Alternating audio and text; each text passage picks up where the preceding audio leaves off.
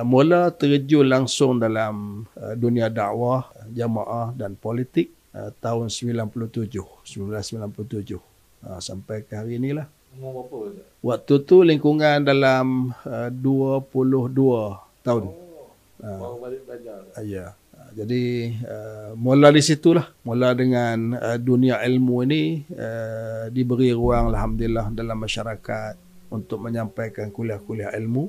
Kemudian setahun selepas itu mula terlibat secara langsung dengan jamaah, dengan PAS. Jadi terlibat sepenuh masa lah, boleh dikatakan sebagai petugas tetap jamaah lah. Petugas ni maksud bekerja di sekolah jamaah, kemudian sepenuh masa dengan parti dan dalam masyarakat menyampaikan kuliah ilmu.